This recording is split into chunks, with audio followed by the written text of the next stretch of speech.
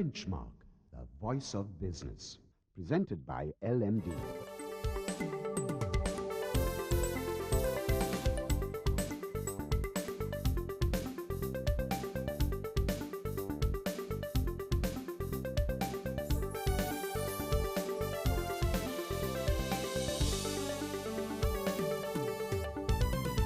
On this edition of Benchmark, the apparel industry is under the microscope with Brandix Lanka director Udena Wickremesooriya in the hot seat.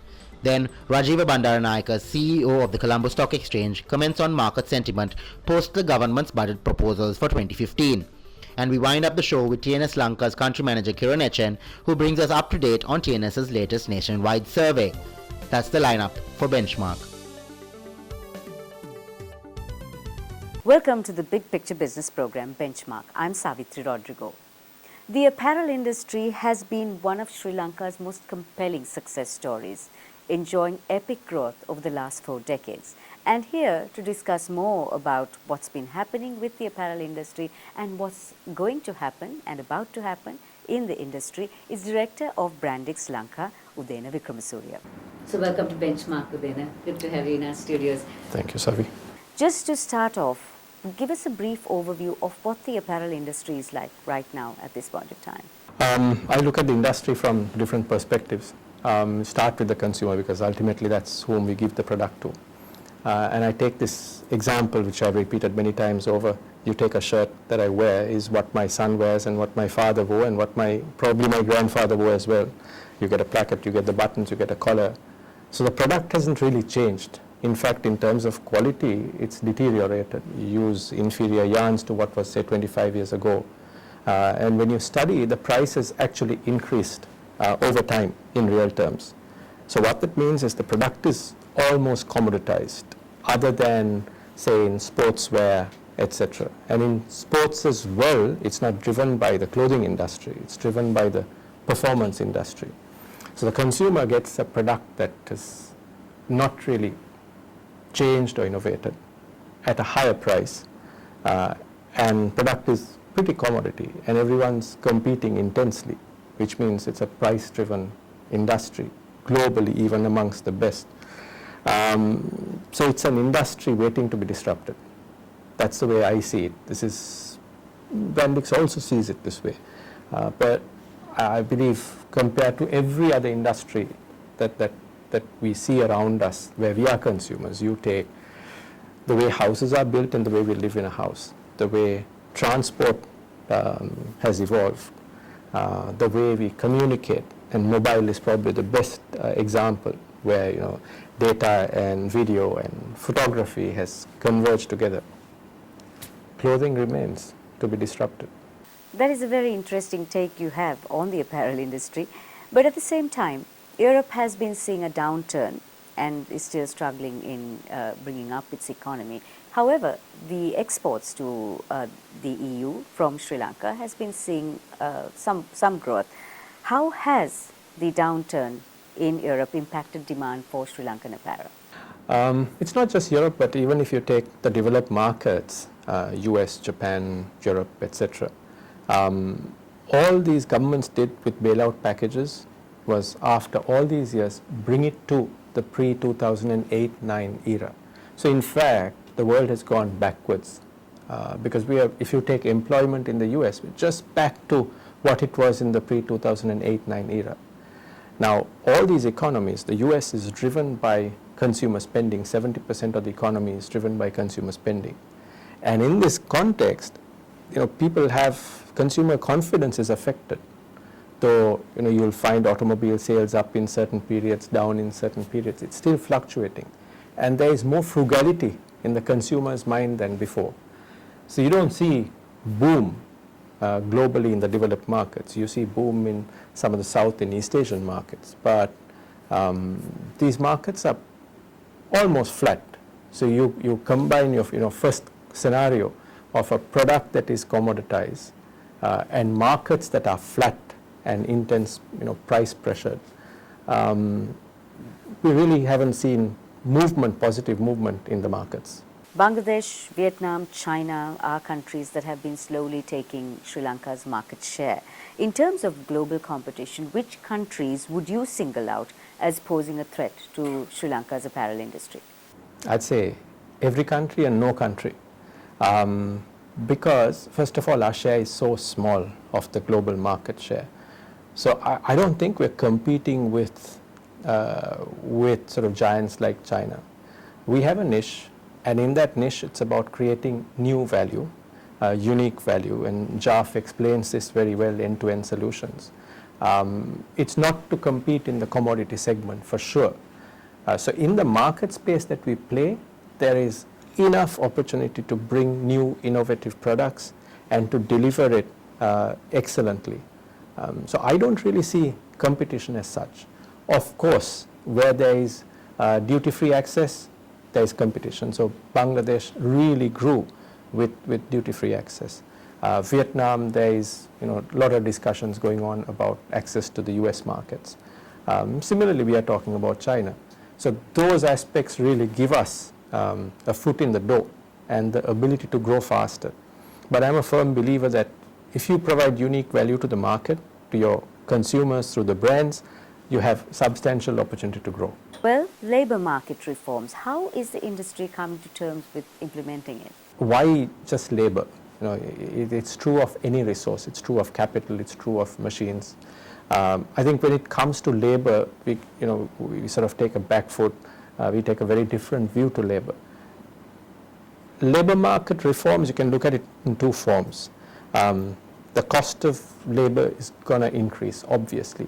As we keep going up the scale in development, obviously labor costs, reskilling, etc. will happen.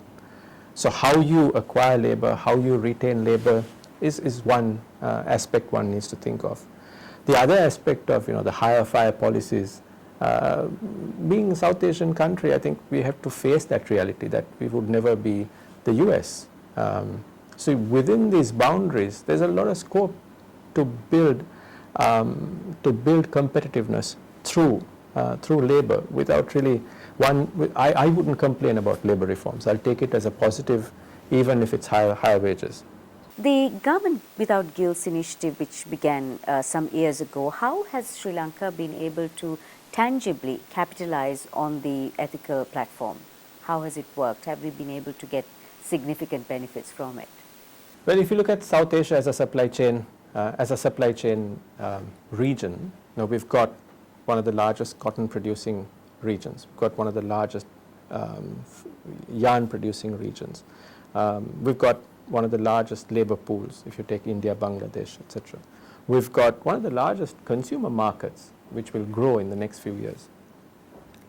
And then if you look at the supply side, Sri Lanka probably is the only country that has established itself as an ethical manufacturing destination.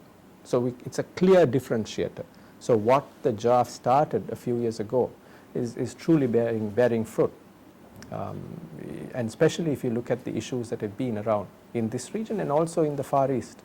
We now pause for some commercials. In part 2, Udena Wickremesooriya touches on the latest global trends and innovations in the apparel industry, and we also discuss the Sri Lanka-China FTA and whether the apparel industry will actually benefit significantly from this agreement.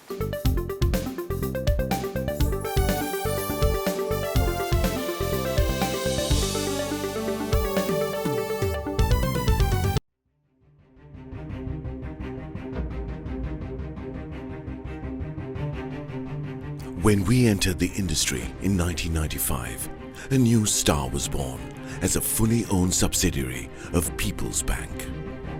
For those seeking to grow their businesses, PLC provided the seed.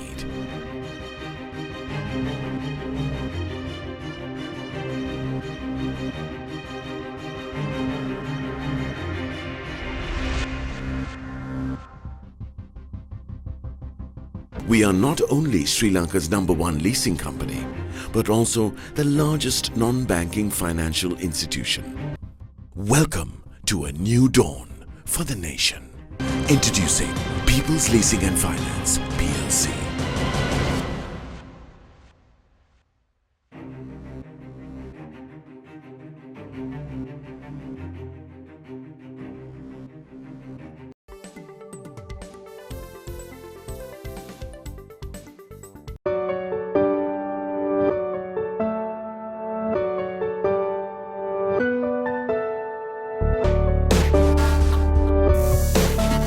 As soon as my salary goes into my H&B account, my family goes shopping just like a power play.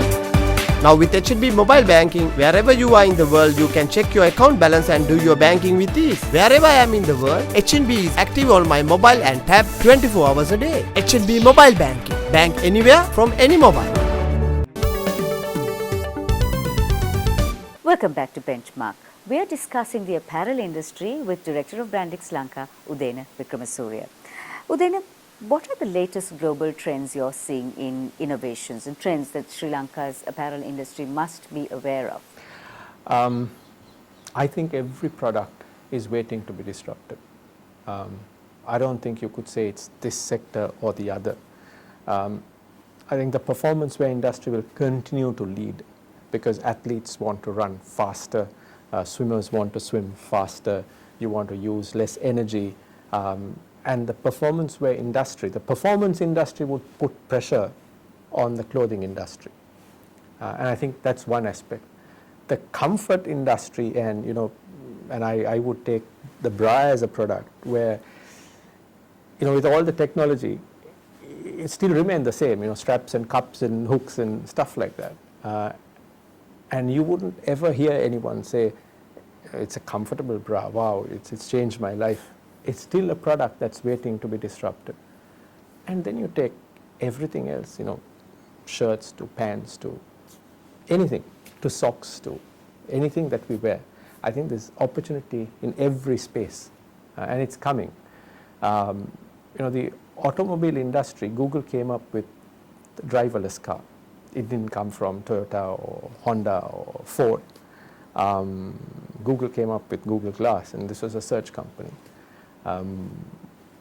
It's very probable that competition and innovation can come from outside the industry because most of us see the product as it is. So we'll try and say, how can I reduce the cloth that I use in the shirt?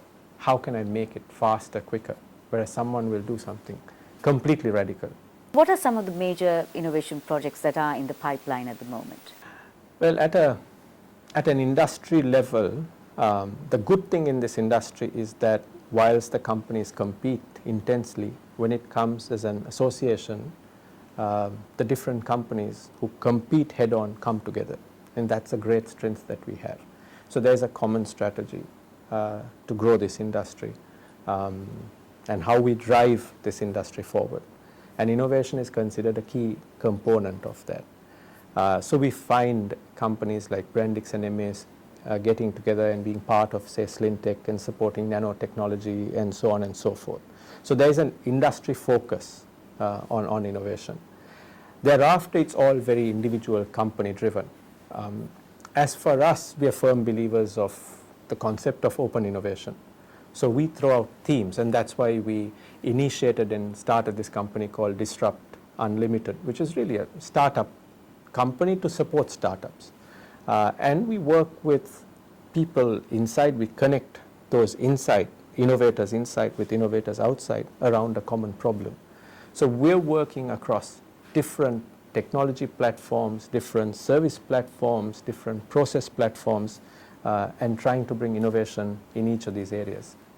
The apparel industry, like any other industry, I guess, needs research and development, and that is the only way innovation is going to get spurred. However, do you feel that there's enough incentives provided to encourage greater research and development in the industry? I don't think there's ever enough because you cannot really say how much is enough, how big should an R&D budget be compared to the developed markets, compared to, say, China. And I'll take this at a country level first of all. Our investment into R&D in almost all sectors is very limited. The government on the other side with triple tax benefits, etc., has encouraged. So the government has, which means that the government is serious about it and they're doing certain things. What we lack, I think, is the whole innovation ecosystem. So if you take the Silicon Valley, for example, there are investors, there are angel investors, you get startup companies, you get universities like Stanford, where people are encouraged to come up with new ideas, encouraged to set up businesses. You take the East Coast, for example, you take the Boston, Massachusetts area, you take MIT, Harvard, and again, the funding mechanism, everything is in place, and we lack that ecosystem. Getting a startup going is very difficult. You take kids who go to universities, they'd rather go to a job at a reputed company than start a company. And I've been flogging this horse for the last maybe 18 months, and it's challenging. Kids have brilliant ideas. They'll compete at a competition. I've won the competition. Great idea. Now let's start a company. For them, going back to uni and getting a second upper or a first is a bigger deal than running your own company. So it's not just government policy and incentive. There's a lot more that has to be done to set up the ecosystem and to get it going. And that's where the private sector has a major role to play. Universities have a major role to play, and society in general. And I think the media also has a major role to play in driving innovation, and not just incremental innovation, real disruptive innovation, which we can take to global markets, is a major need in this country. So then, do you expect significant benefits to emerge from the free trade agreement between Sri Lanka and China? As I said earlier, duty-free access always benefits. We've seen with a lot of countries, and one need not sit and look at the downsides of it. I think it's a positive. You get direct market access. Based on the product, the price benefit could be anything between 8% to 25-30%. So it's a good thing. It's a positive thing. And China is a big market, and the Chinese industries are going up the scale into other products. So it's an opportunity, yes. The downside of any subsidy or any incentive of this nature, that you continue to do more of the same thing, and like the Google car, like the driverless car, something comes in the market, you're caught with your pants down and nothing else to do, because you haven't been thinking of what next, and you've been just doing more and more and more of the same thing. Thank you, Udena. It's been great talking to you. Thank you. We've been talking to Udena Wickremesooriya, Director of Branding Sri Lanka, on the apparel industry and its vision, its future, and what is currently happening. On the other side, we have the CEO of the Colombo Stock Exchange, Rajiva Bandaranayake, who will give you an update on the bourse, and the country manager of TNS Sri Lanka, Kiran Echin, who will give you insights on the LMD TNS survey.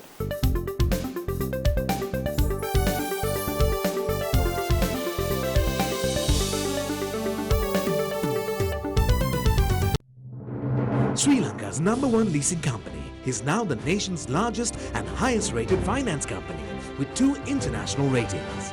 Let us move the nation as one with People's Leasing and Finance PLC.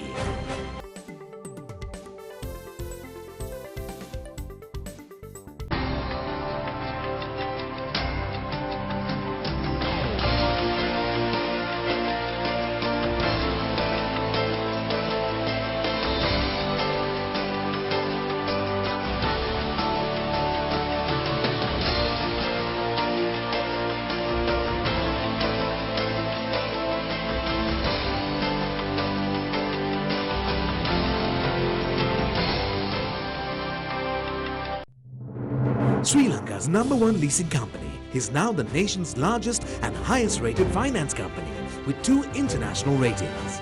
Let us move the nation as one with People's Leasing and Finance PLC.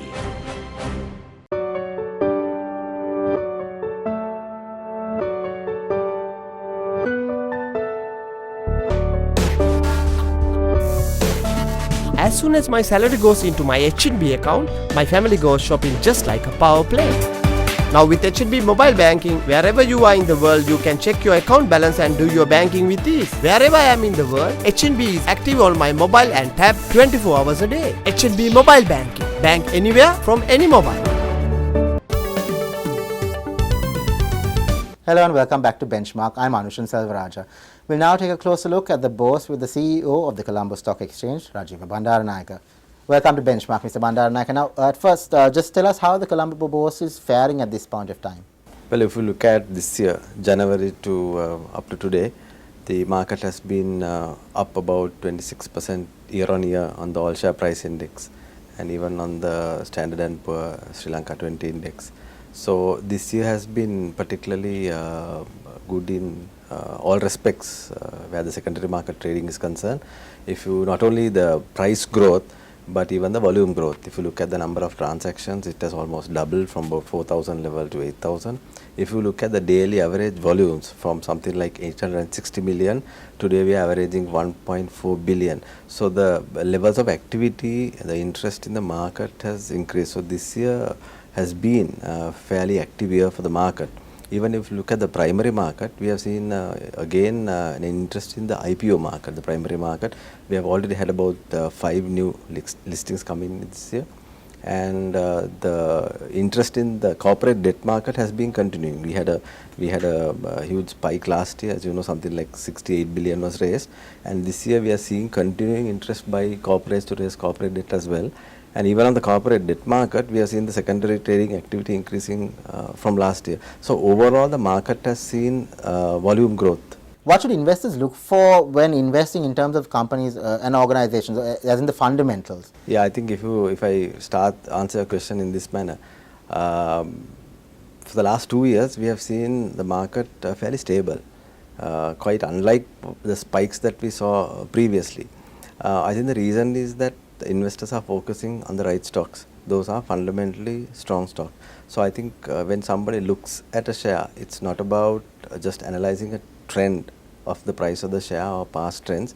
I think quite apart from that, you need to look at the fundamentals of the company, the profitability of the company, the future potential of the company, their earnings, and also the company relative to the industry that they are in. You look at the sector index, see whether the company is overvalued, look at the P's of the company. So I think broadly as an investor, you need to invest some time, and if you do not know, I think you need to seek advice and to learn something about the company before investing. And I think the good part of it is that in the recent past, we have seen that investors have been very selectively getting into the right kind of stock. As a result, we have not seen the kind of volatility that we saw earlier.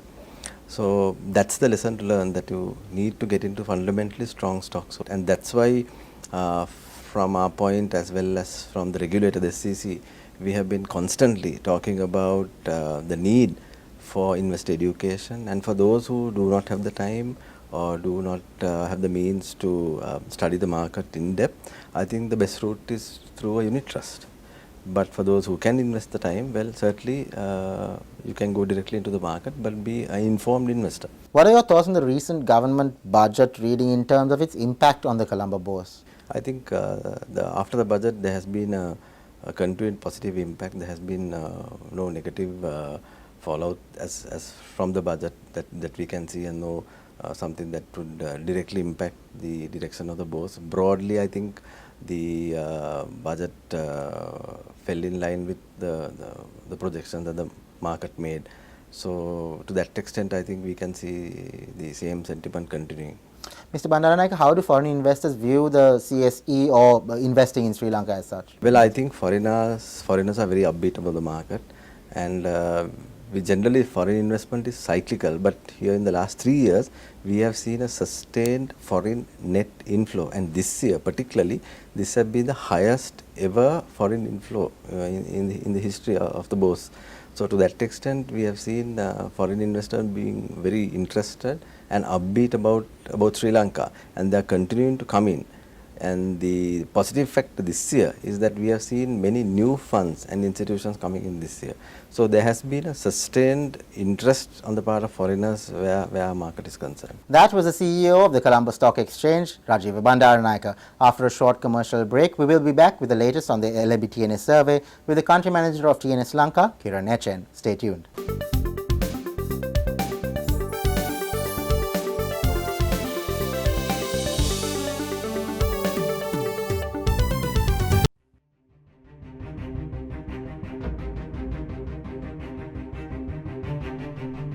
When we entered the industry in 1995, a new star was born, as a fully owned subsidiary of People's Bank. For those seeking to grow their businesses, PLC provided the seed.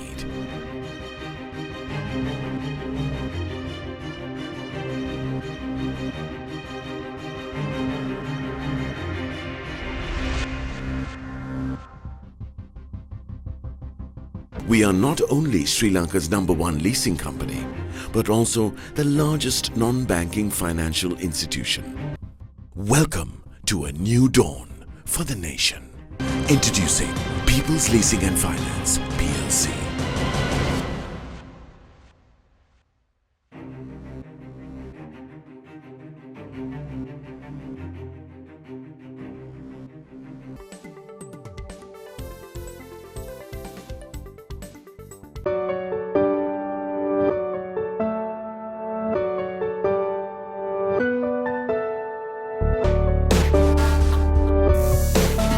As soon as my salary goes into my H&B account, my family goes shopping just like a power play.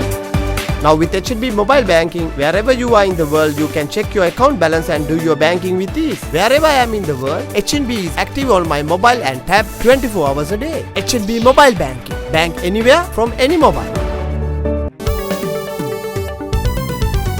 Hello and welcome back to the show. I'm Anushan Selvaraja. We'll now take a closer look at the latest LMB TNS survey with the country manager of TNS Lanka, Kiran HN. So Kiran, why don't you just give us a brief description of the survey this time? This month we focused our survey on what people think about corporate Sri Lanka, their opinion about the business community in the country. So now my next question is basically on what the poll respondents had to say about the business people. Now I'm sure there were both positives and negatives. Let's take the positives first, Kiran. What did the poll respondents have to say about the business people? I think by and large people believe that business people in our country are high achievers. Close to 67% of the people we met feel that business people are achieving a lot these days, and why not? They're running their businesses smartly, they're delivering profits to their companies and to the shareholders, and in a way having a positive influence on the country's economy as well. Over 60% plus of the people also feel that the post-war, the peace and optimism makes for a far more congenial business atmosphere, and most corporates are trying to make the most of it. What were the negative issues that were pointed out? As I said, it was a fair mixture of both bouquets and brickbats. Borrowing from my previous answer, there is still a third of people who believe that the business community could have achieved a lot more, and actually the comments are quite interesting here. I'm going to refer to a couple of quotes here. There is a significant number of people who believe that the local businesses are by and large family run businesses which are passed on from one generation to another, perhaps without adequate merit. It's only these days that we are seeing a lot more corporates than family run businesses, or even family run businesses getting corporatized. There's also a significant section of people who believe that if you examine the businesses that are doing well, and I quote a respondent here, it's more because of their dedication than the education. So which again calls for a need to enhance the education and knowledge levels of the people who are running the businesses and bringing in global knowledge and standards. Close to half of them are also talking about how the businesses are not paying people well. They are not good paymasters. So many actually believe that most businesses avoid passing on the profits and the benefits to their employees, which under today's cost of living is a big concern today. And coupled with all of these, there is also the general cynicism that if only a lot more businesses were doing much better than what they are today, our country's economy would be in a much better condition. Kiran, according to the poll, is the business sector susceptible to corruption? Unfortunately, majority believes so, Anushan. Not all, but majority. Over 60% of the people we met feel that businesses are susceptible to corruption. But what is more alarming is the justification given. So what people are talking about is, if a business has to sustain, it has to go around paying bribes as and when necessary. There is also the even more alarming justification that sometimes it just get things done faster and quicker than getting caught in red tape and bureaucracy and wasting a lot of time there.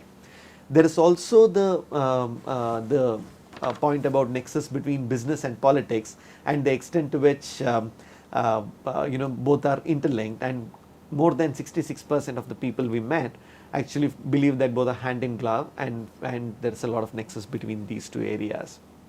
But if you were to step back, I mean, it's still a lot of general cynicism than specifics that people are talking about. And I must also mention that around 35 to 40% of people generally believe that businesses are run fairly well, they are honest, they are quite detached from political interests. That was the country manager of TNS Lanka, Kiran Echen. Thank you for watching Benchmark, and we hope to see you again next time.